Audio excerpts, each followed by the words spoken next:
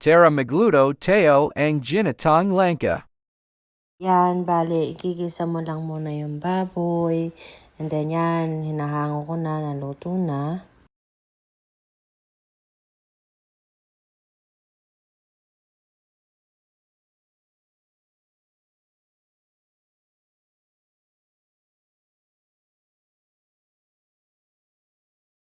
Lalagay mo na dito yung onion and garlic.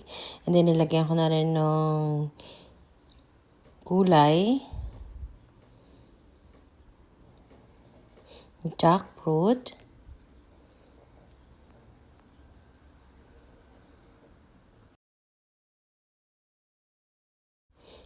Actually, nakakalimutan ko. Dapat pinakuluan ko mo pala muna yung gata. Nauna ko na ilagay yung jackfruit. So, pinanindigan ko na. Ginisa ko na lang din.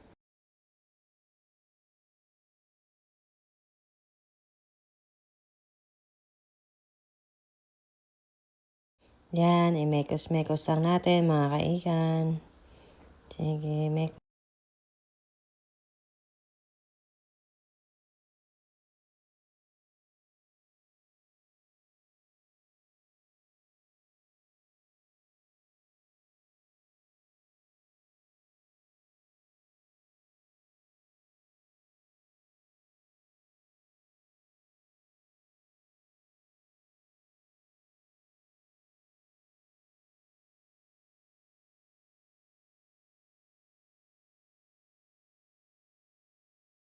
Nilalagay ko na yung young coconut milk.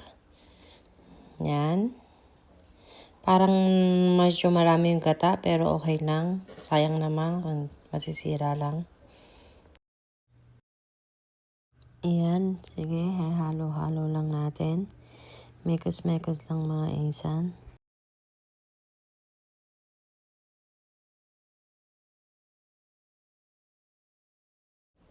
So, ayan. Nalagyan na natin ng pepper.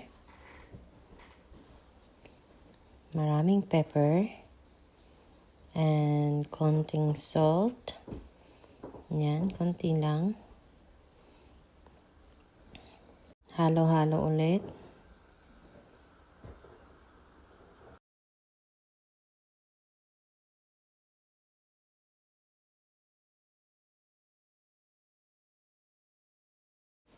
Then, takpan na natin. Hintayin na natin kumulo ng kumulo.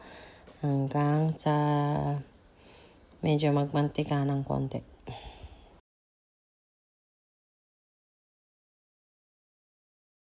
Okay, so ayan. Medyo natuyo na. Malakas yung apoy. Pinartneran ko siya ng pork chop na inner fryer ko lang.